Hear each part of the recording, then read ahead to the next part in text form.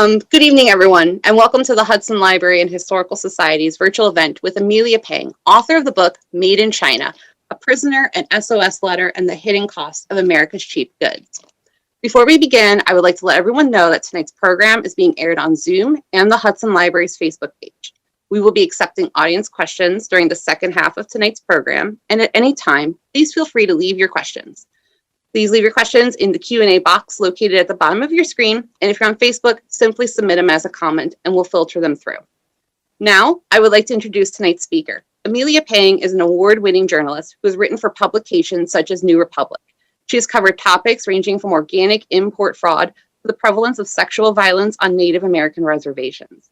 In 2017, the Los Angeles Press Club awarded her first place in investigative journalism for her undercover reporting on the exploitation of smuggled immigrants who were recruited to work in Chinese restaurants. Now, please join me in providing a warm welcome for Amelia Pang. Amelia, thank you so much for joining us this evening. Thank you so much for having me. All right, so let's get started about your book. So your book, Made in China, unfolds the complicated relationship between consumerism across the world and the way these goods make it into the hands of their consumers for a low price. And unfortunately, for having that low price, that low ticket value for those goods, there is a consequence. Could you tell us how you started your research into forced labor camps? Yes. I really want to start with the SOS letter that kind of sparked this book. It begins in 2012 when an American woman named Julie Keith opens up this brand new package of Halloween decorations from Kmart. And she's just this regular suburban mother of two who's planning a party for one of her kids for Halloween and looking for some new decorations. And she picked out a decoration that actually sat in her shed for about 2 years before she remembered that she had it and that she could use it for this party.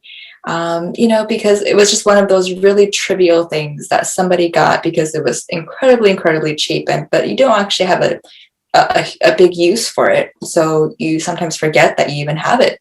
And when she finally opened it 2 years after getting it, she was shocked to find an SOS letter fall out of it as she was taking out the decorations from the package.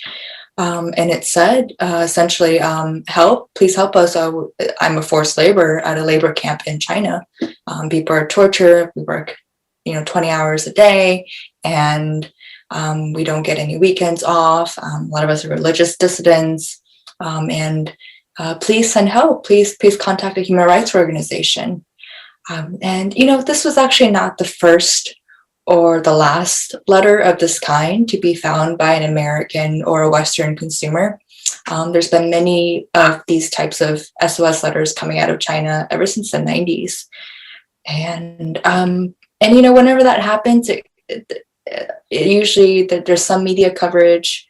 It's kind of a attention-grabbing headline, but rarely does a story ever look deeply at the problems in our supply chain, and the really problematic ways that a lot of our corporations are auditing their Chinese suppliers. All of the fundamental issues that led to making it really easy for something that was manufactured in a labor camp in Liaoning, China, to end up selling at a Kmart in Portland, Oregon.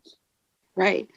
And I can only imagine what it must be like to open something that was sitting in your shed for so long and to have this piece of paper fall out. And you might even think it's just a piece of packaging or part of the instructions or some type of, ancillary piece of paper. And then you read such a note and is this a hoax? Is this real? What do I do with this? And I thought that was really interesting in the book, trying to follow the steps of Julie as she's tracking this letter and her husband thinks it's a hoax. And who do you contact with such a letter? So why do you think it was so hard for Julie to get the ball rolling, for people to actually listen about the letter? Because I remember there's a lot of unanswered phone calls and dead ends at first. Right. I guess for the average person, it's really unclear what do you even do if you receive such a message. And even as a journalist, to even who ultimately can do something about this. And I think the answer is it has to come from consumers pushing our corporations to create some type of fundamental change to actually source sustainably from these countries overseas. And it has to be a much heavier push from governments all over the world. Without that, there's just not much that an individual organization can do per se. And that's where Julie Keith was just kind of stuck. She couldn't find anyone that could actually get help for this man. True. And that man, his name was Sun Yi. And he was actually a political prisoner. In your book, you explain that he is a member of the Falun Gong. Could you explain what China is doing? What types of political prisoners are they keeping? And for what reasons? We can talk more about the Uyghurs later. I know the Uyghurs are much more in the news right now.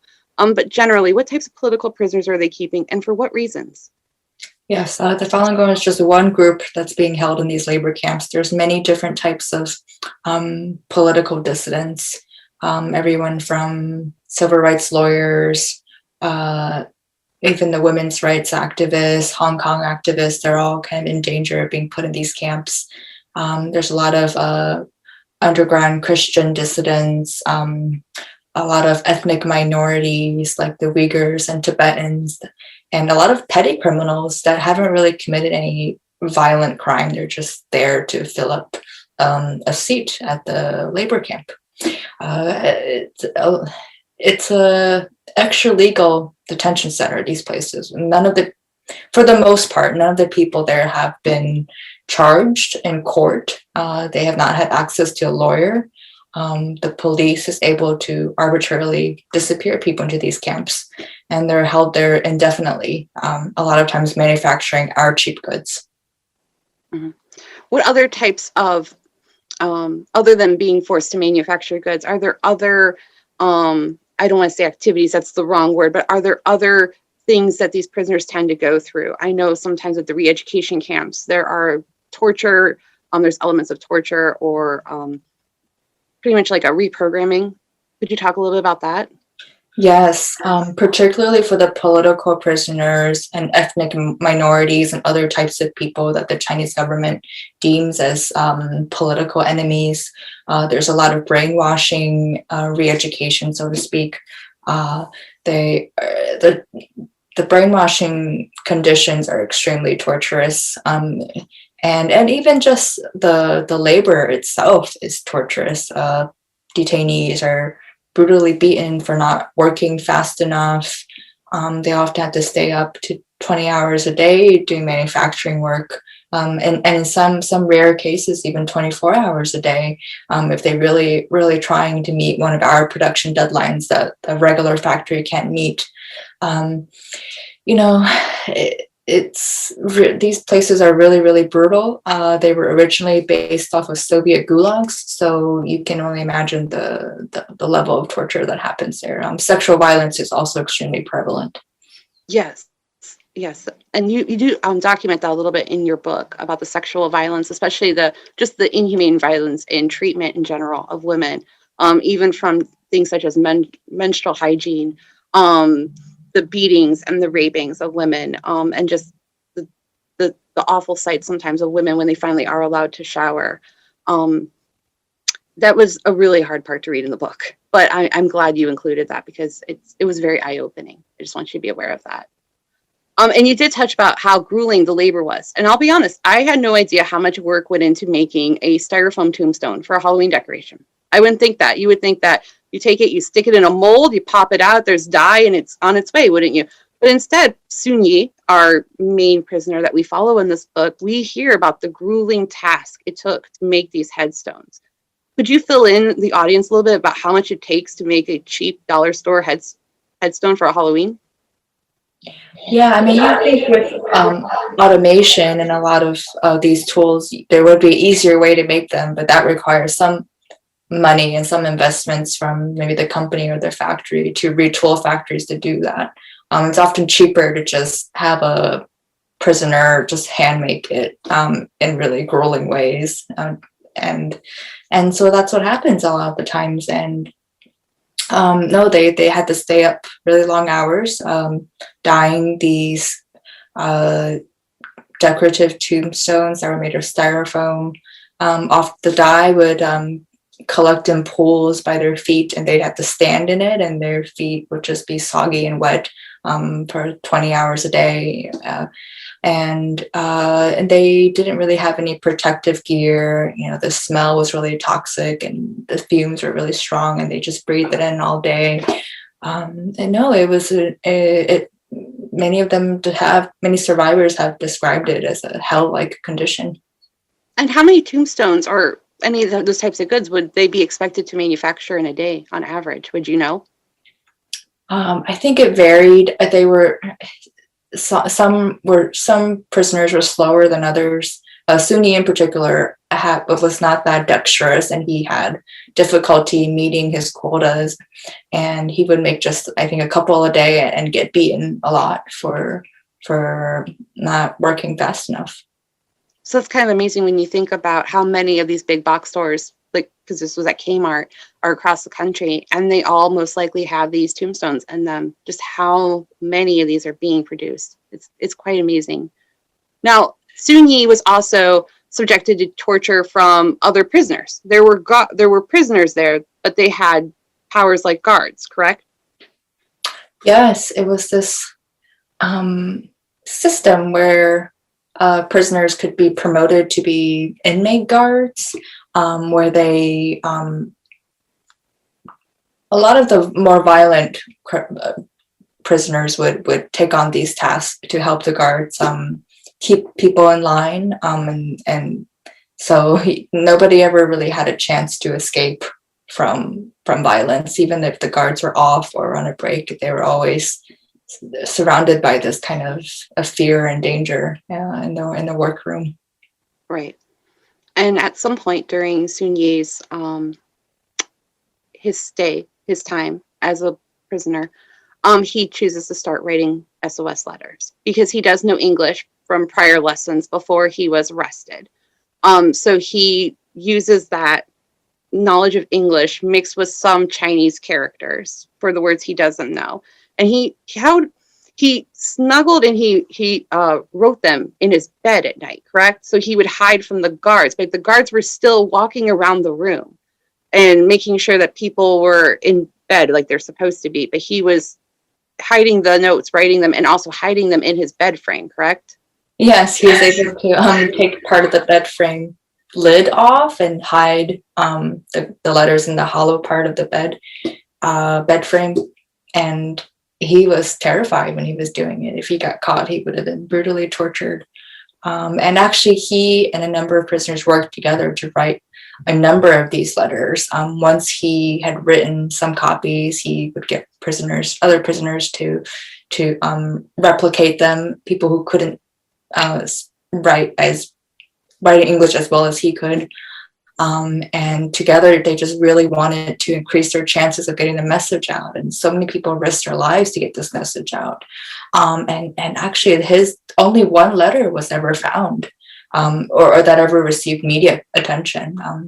Maybe the others were just simply never bought by consumers because, there's just Kmart just has so many products. And then when a trend changes, something is no longer maybe considered lucrative for Kmart to sell, and they just drop it. And there's a number of reasons why a lot of those products maybe were never sold, or maybe it just mixed in with the packaging so well that when people opened it, they accidentally threw it away. Or it could still be sitting unopened. I mean, yes. I know I've bought things and they're still sitting unopened years later because I bought it on impulse. You see a great deal, or I could use that one day, and it sits. So I could see that even possibly being a reason why. It could just be sitting in someone's basement or attic for years, still unopened. So we won't go into all the details of your book, obviously, but with Sun Yee, the guards were made aware, kind of what's going on, and lockdown ensued. Very torturous lockdown. And the one thing is, I really did fall in love with Sun Yee and his perseverance. He is such a tough cookie. I have no other way of wording it, because he was willing to go through over a year of torture, where his fellow prisoners they were immediately bowing out and denouncing their belief in Falun Gong and claiming their loyalty with the Chinese Communist Party within the first or second round of torture. What do you think made Sun Yee so different from his peers? It's hard to say. Some people are just born with this kind of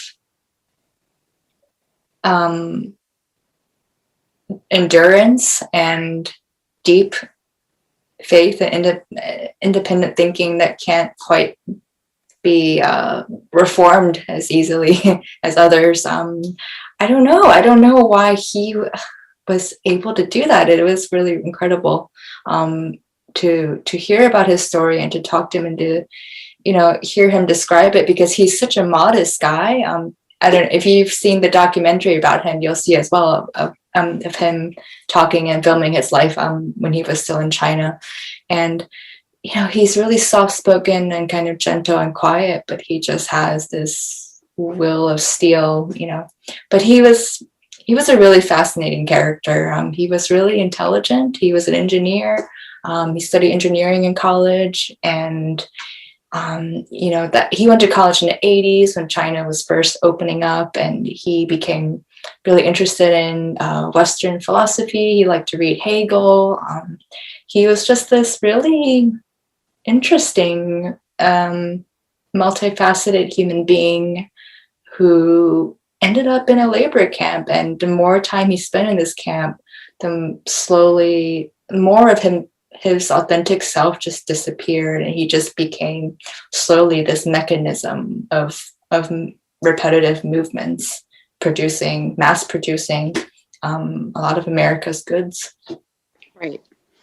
Now, for the members in the labor camp who would denounce Falun Gong or anything else, when they left the camp, what happened to many of them? Would they stay away from their ideological or political organizations that caused them to go into labor camp in the first place? Would many of them fall and go back? If they denounced it, were they welcomed back?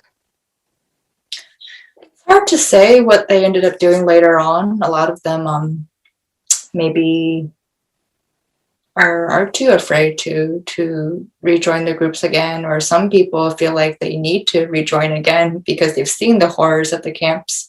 But I think for those who have renounced their faith, I don't know if it's something that they're necessarily proud of, or they'll openly talk about. So I don't really know. I'd imagine it's a mix of reactions. I'm sure it's a complicated, because it's such a traumatic thing to go through. At the end of the day, I can't imagine what it's like to go through that situation. Yeah. Okay, so another topic though was that, unfortunately, I would like to discuss, and we can go in depth or we can go brief about it. Unfortunately, inexpensive commodities are not the only byproduct of the Chinese labor camps. And one of the hardest chapters that you wrote for me to read was about the history of the obtainment of organs from non-consenting prisoners.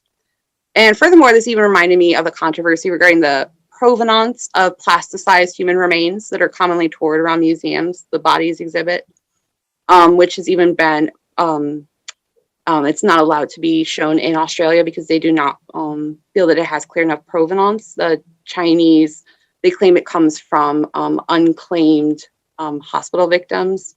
Can you explain more about your research about the industry of the organ issue, and what is causing this high demand for the organs? Because even though in 2015 the organ harvesting was banned, just as recently as 3 months ago, there was a doctor that was found to be doing it and reported by the BBC. Yeah, it's been very well documented and reported in a lot of credible sources and news agencies. The China Tribunal in London in 2019, they consisted of an independent panel of doctors, human rights lawyers, and other types of medical experts. They looked at all the evidence and concluded that there's proof beyond reasonable doubt that political prisoners in China were being killed for their organs, for the $1 billion a year organ trade in China. It's just not humanly possible for China to produce that many fresh organ matches for the tourists who are coming in to get organ transplants, the foreigners. Is just a organ tourism industry in China is huge. We have a lot of people going to China to get organ transplants, and they're pretty much guaranteed that they can get an organ within days, sometimes hours. It's impossible that natural deaths are producing that many fresh organ matches. I mean, think about it. In the US or most Western countries, you would have to wait years to potentially get a match if you need an organ transplant. So there is a high demand, and that's why it's been incredibly lucrative for them to kill, and convenient for them to get rid of political prisoners and make a lot of money off of their organs. And does China have a voluntary organ donating program like how we have here in the United States? I can just mark that I'm an organ donor on my driver's license. Do they have any type of program there, or is it more of a cultural thing where they do not want to donate organs? Right. Those are both good points. Only in very recent years did they start a so-called voluntary program in response to a lot of the international condemnation of the organ harvesting they were doing. But it's really unclear how many people are actually voluntary, because yes, Chinese culture, you believe in burying the body whole and not getting your organs removed. Like the concept of donating your organs voluntary is, I think, pretty Western, and it's not a big part of Chinese culture. So I'd imagine they'd have a hard time getting people in China to actually volunteer. Right. It's understandable. And I hope the news continues researching and bringing that to light. Okay. I'd like to talk more about you for a little bit, if you're okay with that. I was mesmerized the fact that you went on the ground for your research for this book. And you actually went to China. You posed as an entrepreneur looking to manufacture goods through labor camps, and you found in fact, it was really easy to find labor camps. They'll manufacture your goods. In fact, you even had tours provided for you. Could you talk to me a little bit about how long it took you to actually research this book? Maybe a little bit about your trip to Shanghai, and what you experienced. What was something really prolific that you experienced while you were there? Yeah, I started researching this book in about 2016. I did spend some time calling the camps before I went to China just to confirm that they were actually camps, and most of them were just very open. Pretty much everyone, every camp that I called had a salesperson that the front desk would transfer me to. If I said I was from an overseas company that wanted to source from them. And when I actually went to China to visit these camps, I found in my book, research for this book, I found that there were a lot of labor camps that were easy to visit. I know the Uyghur camps in Xinjiang and the other ones that are associated with Uyghurs, their surveillance area is very tight and it's hard to visit those. But the other camps with innocuous names like drug detox centers or legal education centers, these pretrial detention centers, a lot of these places are not guarded very well. If you just show up and say you're from a business that wants to buy products from them, they're very open to working with you and will be really oddly friendly and offer you to show me around and just go into detail about what they manufacture in these places. I spent some time following the trucks that left these facilities and saw that they were working with all kinds of exporters, including an official Apple exporter. The one camp would make a variety of products, from whether it's for an Apple factory or a pharmaceutical or pet products. It's just so easy for factories to outsource some work to a labor camp, regardless of how that labor camp is designed, because it doesn't matter what the working conditions or if the prisoners there have the proper tools to make it. It's just not considered. When they took you on these tours in these camps, were you walking past prisoners? I actually did not I said I was going to wait to go on the tour. I didn't agree to go on the tour because I was nervous that I would say something that would reveal that I'm actually not in the manufacturing business, something obvious, like some obvious question I wouldn't be able to answer or give a weird answer to. So I just said, oh, I'm just here to check it out. I'm going to walk around and then I'm going to bring my like my boss or something. And you know, they kind of left it at that and just didn't let me hang out and actually follow trucks from these places, you know. And so I think it just comes to show, if I as individual journalist was able to find the connections between our exporters that our companies are working with, and these places that are very well documented labor camps, then a company with millions of dollars can definitely find out more than what I was able to if they really looked. But the way that a lot of companies design their audits, it's not designed to detect something like secret subcontracting to labor camps. And unfortunately, the way that no company is actually conducting audits about looking into whether their sourcing practices and relationships with the factories is contributing to making it really easy, or sometimes making it the only option for their factory is to outsource work to a labor camp. So Made in China is ultimately about us as consumers and what we can do about it. You know, I don't want people to feel just hopeless or depressed about how this is another book about a terrible, terrible atrocity on the other side of the world. We hear about so many of those. But this is really a story about us and how our shopping habits is contributing to making it, sometimes leaving it so that the factory has no choice but to outsource work to a forced labor camp. For example, if a company like H&M or Kmart or Walmart, any of them, if they put in an order for 10,000 black hats, and then suddenly a celebrity in the US starts wearing lime green hats, and now everybody wants to change their order to lime green to meet the latest fast fashion trend. A lot of times when they make that massive production change, they may not give the factory enough time to make such a change. They may not change the deadline. They might charge them a really high fee for missing the deadline.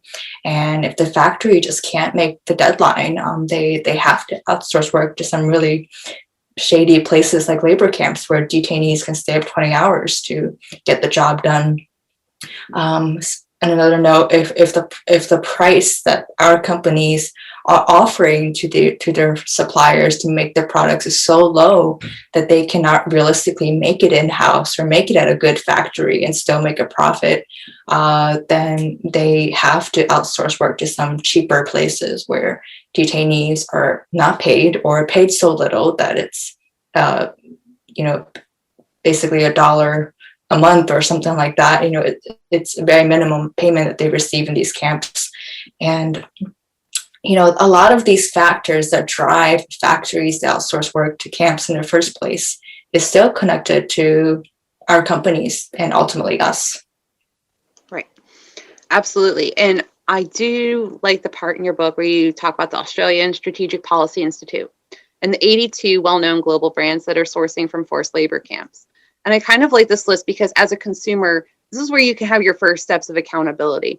These companies have been known, there is evidence and proof that they are manufacturing through forced labor camps, whether it's because, like you said, it's a direct partnership or it's through they need that extra hands-on help to meet the supply and demand of a fast fashion and a fad world. But of those lists of the 82 companies, and it can easily be found online for anyone in attendance tonight, so you can read it, but it does include companies like Nike, Samsung, Apple, BMW, Sony, Volkswagen. I can go on and on. Have any of those companies made any effort whatsoever to cut ties with the forced labor production, or are they turning their back on it because to them, they can keep the final bottom dollar lower? Some have let go of those suppliers that were implicated, but most, I think, still have not. Or if they have, they were really, really slow to do so, because nobody has really pushed them to. Consumers, they haven't really seen any kind of mass consumer boycott, nothing that would hurt their bottom line. So there's specific companies we can definitely target. We as consumers could definitely do more. Do you think the recent news coverage regarding the Uyghurs may cause more pressure on these companies? Obviously, the treatment of the Uyghurs has been going on for some years, but it seems recently that news coverage, especially mainstream news coverage, has really ramped regarding the conditions and treatment, and also the discussion of whether or not what they're going through is a genocide. So do you think that this may be a catalyst to help start putting some serious pressure on these corporations? Yes, I really think so and hope so. Yes, the report you mentioned by the Australian Strategic Policy Institute was actually about Uyghurs. These are camps that are associated with the Uyghur labor transfer program. I guess we can back off a bit. The Uyghurs are a Turkic ethnic group in northwestern China that are being targeted for forced labor and what is essentially now we're learning a genocide. And the Chinese policies have led to actually a significant suppression of Uyghur birth rates. And so we have to think about, are we okay with buying a product that is associated with the genocide of an ethnic group? And yes, again, it's a really good report. It's called Uyghurs for Sale. And again, it's by the Australian Strategic Policy Institute. And I really encourage all listeners to look it up and look at that full list. Because even if the companies listed it, even if some of them said they dropped that supplier, what changes did they make to their sourcing practices to make sure that none of their other suppliers are also using Uyghur forced labor or other types of forced labor? Did they do any kind of internal audits to find out what they did wrong to have missed this major red flag in their factories? So far, I haven't seen anyone coming out to say that they've created some kind of fundamental change in the way that they source from China. And even if they are auditing, how do we know that their audit is truly transparent? There is an element of corruption in the audits, if I'm correct, that you can actually falsify the information regarding where the items are coming from, the employees making the items, how many hours they work, correct? Right. And that ties back with the fact that a lot of Chinese factories, they just cannot realistically make these products for that cheap of a price and meet all the ethical working conditions that our companies say they want, and meet all the environmental codes that our companies say that they care about. They just can't do it. So they have to resort to cheating the audit system. There's this whole cottage industry where people who are formerly auditors will leave and kind of become consultants for these factories, helping them cheat the system. They're pretty aggressive in terms of how they do the cheating. They even have software that can create fake timesheets that look like the data can look randomized and real, like it's real employees booking in and booking out. And the timesheets, sometimes they even have someone clipping the timesheets in an uneven way so that it looks like an individual actually clipped it. Like the level of detail that they pay attention to for these to create these fake audits, it's really really incredible. But I think to address the fake audit industry, we have to think about why they're doing it in the first place. It'd be much easier for them to just meet the standards if they were paid properly to be able to afford to do that, rather than resorting to all of this cheating. Because ultimately, a lot of Chinese factories do fear losing a big Western client like H&M or Kmart or any of those big companies. There's a lot of Chinese factories in China, and they're all extremely competitive. It's a big deal for them to get a contract with a major with a major global brand, they really would rather not do anything to jeopardize that relationship. And so I think that still comes back to us. So for so long, the discussion has been, oh, Chinese factories are terrible. The Chinese are unethical. Like, we can't trust them. But I think rarely is there enough discussion about what are we doing to actually help our Chinese suppliers meet the standards we give them. Absolutely. Because as long as if we do not start putting pressure on companies and thinking about our own consumer habits, they're just going to continue to find ways to sidestep. As you discussed, labor re-education camps were rebranded. We'll word it like that. They were technically closed, but rebranded as detox centers. But there's also even a darker new branding that came from that, correct? And that's one where they'll even hold journalists, if I'm correct. And then that one's completely under the guise of the Chinese government. Like, they don't have to report it as much. Yes, there's these black jails or black prisons where it's just completely, there's no oversight. In some of the more official prisons, you might be able to get a lawyer in there if you really have a lot of family with money fighting for you on the outside, people who have a lot of time and connections to help you. But some of these black prisons, so-called black prisons, once you disappear into one, there's very little that anybody can actually do for you. So whereas the original re-education training camps, through labor training camps, they had a little bit of oversight. But because we continue pushing and they've sidestepped it, it's actually even now more dangerous for these prisoners because now there is no accountability for them.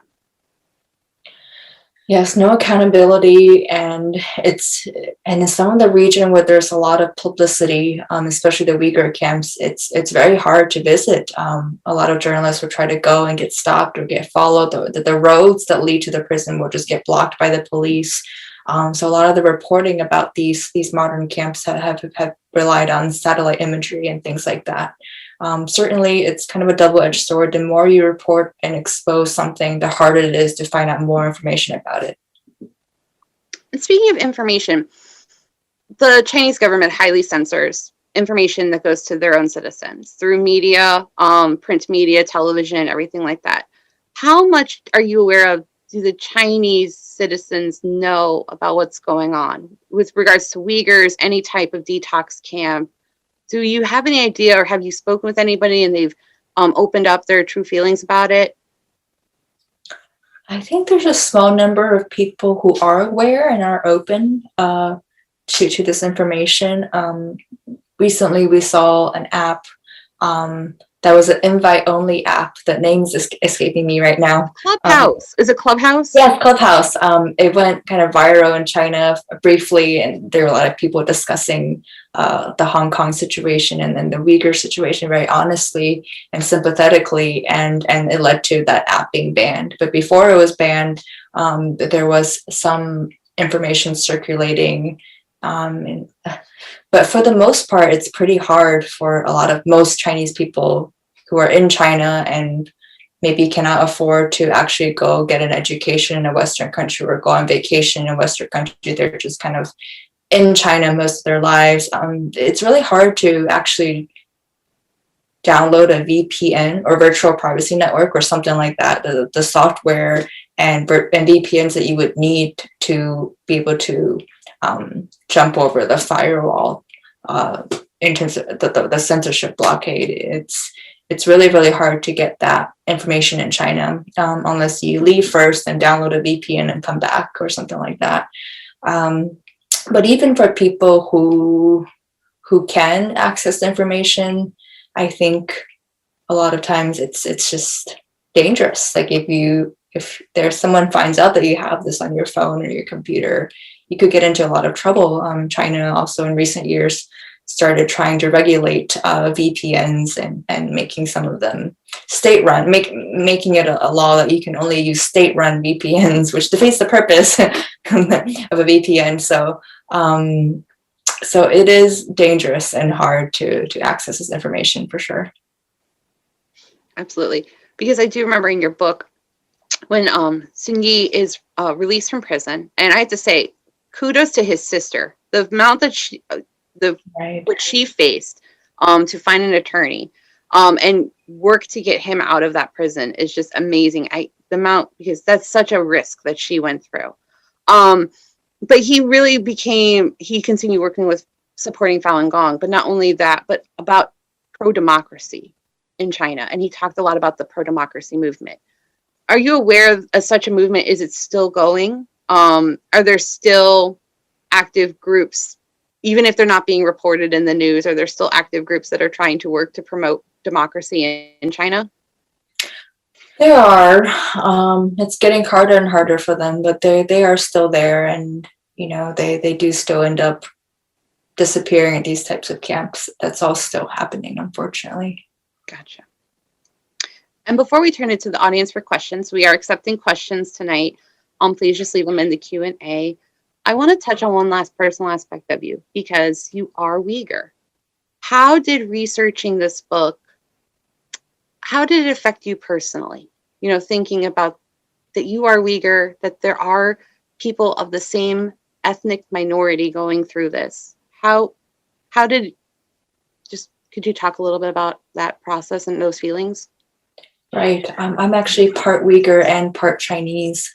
And I grew up in the US. I was born and raised in the US. But even though I'd grown up in a Western country, I think some of China's forced assimilation policies that they have towards Uyghurs still reached me and impacted my identity. For the most part, my family and I grew up just identifying as Chinese, because I think once you lose that connection to your culture, it's really hard to get it back again. If there's no grandmother around to pass on recipes and songs and folklore to you, it's really hard to find that and to learn that. And if you didn't, it's not something you grew up with or as it was passed down.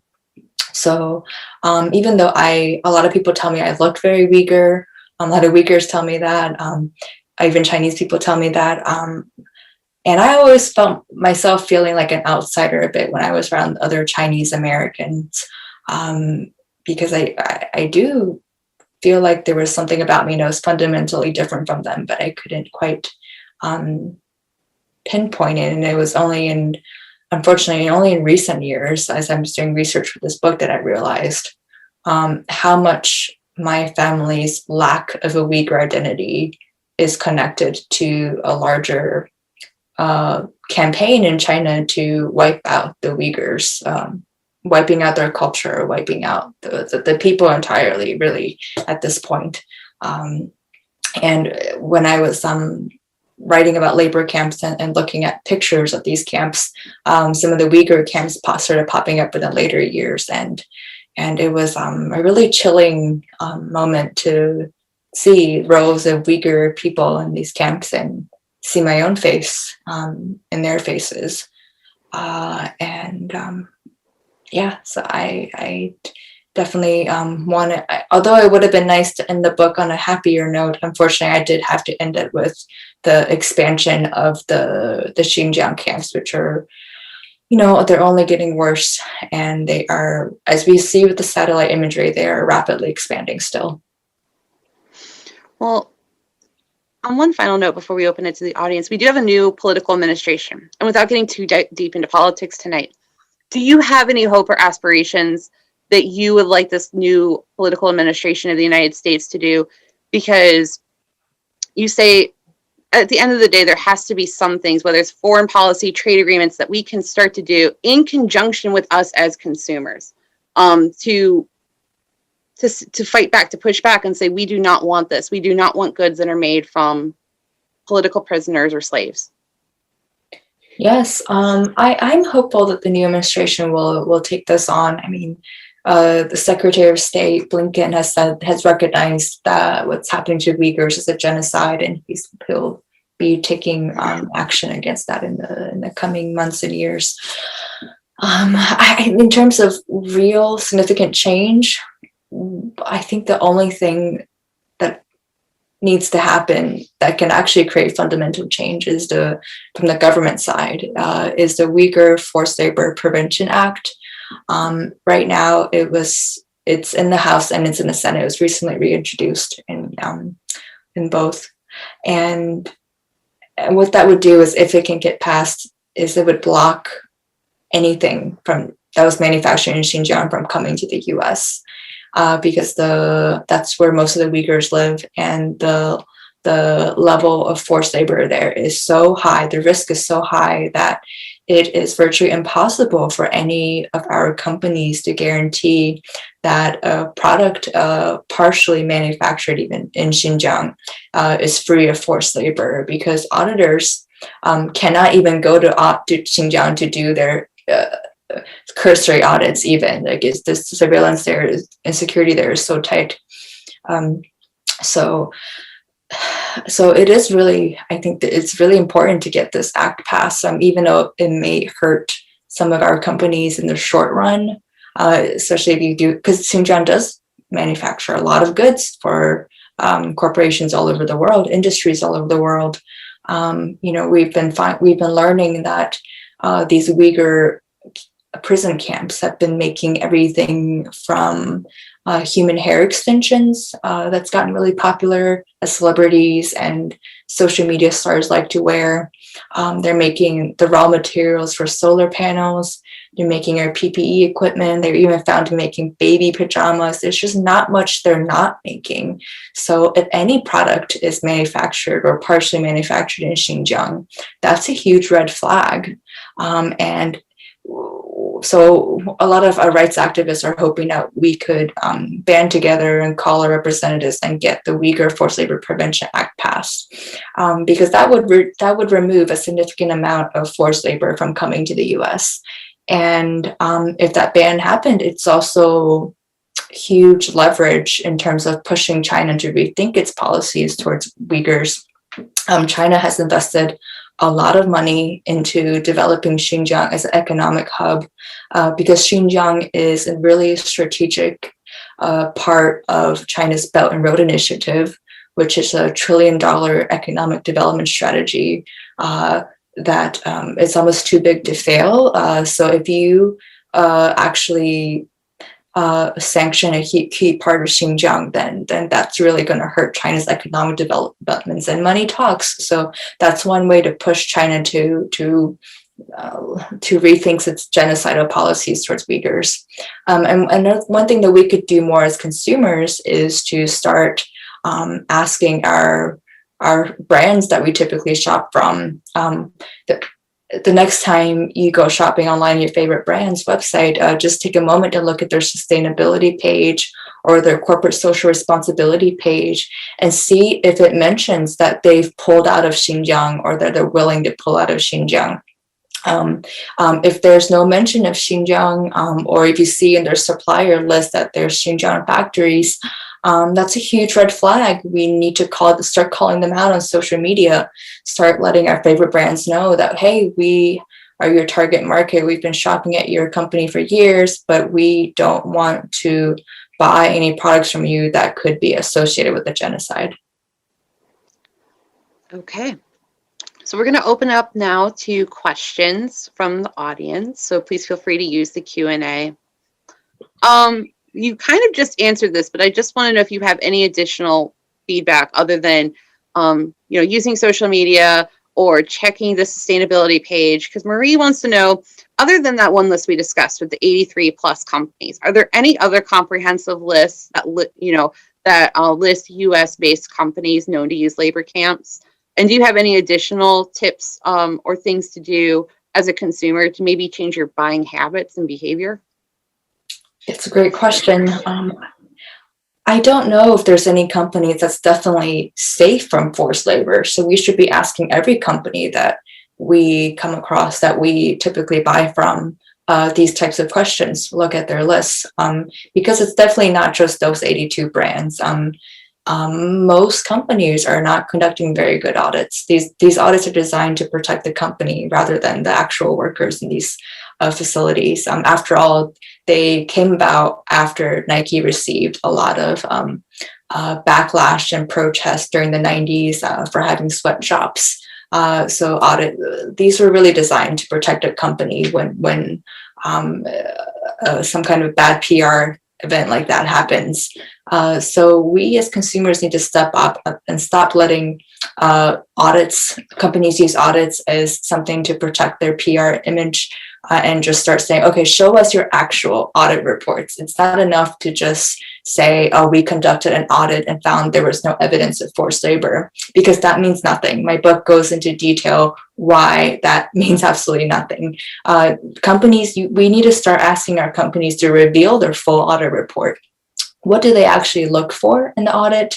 Do the things they look for actually, are they actually things that could detect forced labor? How much do they pay for their audits? Because not all audits are made equal. Some are pretty cheap.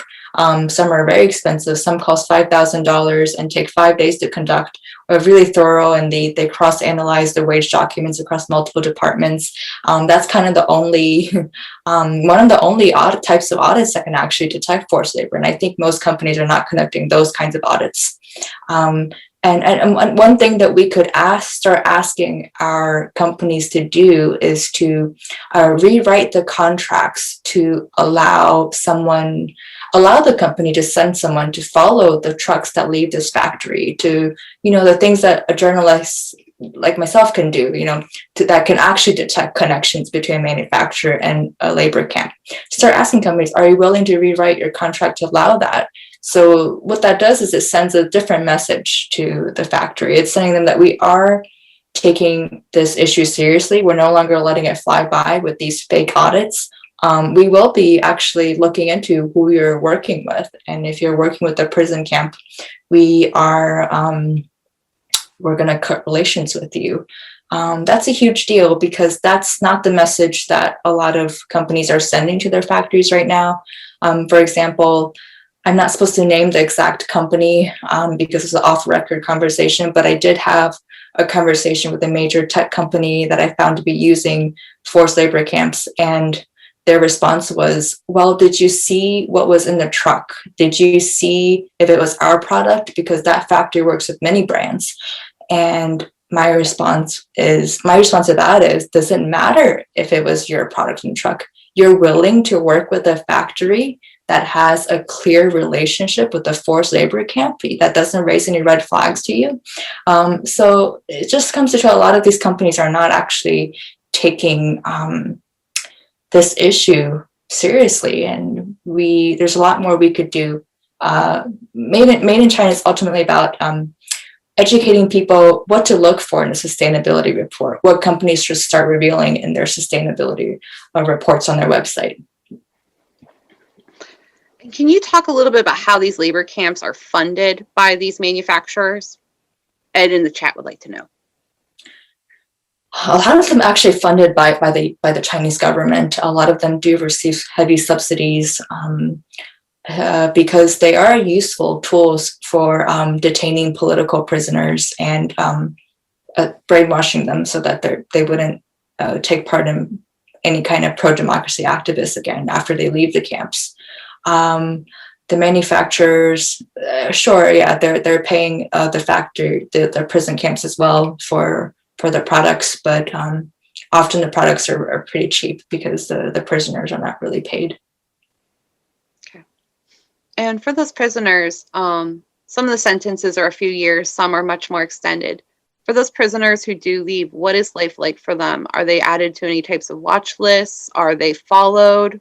Are they monitored by the government? Yes, if you have participated in any kind of dissident work in China, you will be heavily monitored, maybe for the rest of your time in China. Yeah, I was actually warned by other journalists before I went to China not to interview known dissidents there in China, because very likely that would let the police know that I was there doing reporting. So yes, they a lot of them are still heavily monitored even after leaving the camps. And now that you have published this book yourself, are you on any type of possible list for China? Will you, if you ever visit China in the future, will you have any difficulty, or will your safety be in jeopardy? I'm not sure. It's a hard hard question to answer. I'd imagine probably there might be some pushback and retribution if I went back. But again, I've also heard that China is pretty, and I found this to be the case as well when I was applying for my visa. There's a lot of bureaucracy. A lot of the different departments don't communicate with each other very well. So it's possible that that I may be able to take advantage of some loopholes and still go. But I don't know if I will go. We'll see. Well, we have someone in the chat who, let's say, they're not as positive. I do think that there is some hope possibly, because we have, this generation has had a much greater emphasis on about sustainable packaging, natural products. I feel that might also move. I just heard NPR's Life Kit actually just 2 days ago, and they were talking about sustainable clothing with fast fashion, and they even brought up the camps there. Was talking about how there's even a movement, especially with Gen Z, to be more thrifty in their clothing. So I do have some hope that it might not be today, it might not be tomorrow, but eventually we will have enough pushback. This person in the chat, though, they have some more questions just because of the growth right now of China. We have the issues with Hong Kong. We also have some issues right now with China and Taiwan. Is the Uyghur issue also related into that, is where China is wanting to just grow mass control over a larger region? Yes, absolutely. But I do think you're right that there is hope. Yes, I mean, we may not be able to force China to become a democracy or to force an authoritarian regime to give people more rights in China, but there's a lot more we can do to stop having our products made by forced labor, at least. And I do see a lot of hope for change with the Gen Z generation. They're the largest generation, actually. And they, as they get older, they'll have more purchasing power. Just a lot of companies that are paying attention to Gen Z trends and their shopping habits, and trying to create products and marketing initiatives to get more Gen Z buyers. So companies are paying attention to them and responding to their needs and wants. And as I think more Gen Z consumers learn about the state of these camps, because I don't think it's been widely known up until recently, and still not widely known, then I think they'll start demanding companies to pull out of Xinjiang and things like that. Not just demanding companies to follow better environmental standards, because they've been pretty effective in terms of pushing companies to be more sustainable, be more environmental friendly. And I think it's a powerful group that can continue to make change. Absolutely. And I know I'm a visual reader, and I read your book. It was so powerful. But then I was interested more in Sun Yi, and there was the documentary created about him, Letter to Masanjia, and it follows him in China. It actually even follows him fleeing China into Indonesia, which I won't go into why. And I just want everyone to know, and so it's in tonight's lecture, it's so powerful to actually see this man, to see what he's going through, to see at times the fear in his wife's face, the things that he goes through. He even takes you outside the camp he was at. It's just such a powerful thing to even just see the tombstones, the actual letter. And I just want everyone that was here tonight to know that you can watch that on Amazon, and it's actually available for free right now on Pluto TV. So it's very accessible to watch right now. And I know that documentary, as well as your Skype conversations with Sun Yi before he passed away, were very powerful in you writing this book. Yes, very helpful. Yes, he unfortunately passed away, and I was not able to do as many interviews with him as I would have liked to. So I did rely a lot of it on the footage in the documentary, including footage that the documentary didn't use, that he had filmed for journalists. Mm-hmm. And so I encourage everyone this evening, pick up a copy of Made in China. You can either borrow it from your local library or our local bookshop. The Learn It Out is selling copies. We have the link in the chat.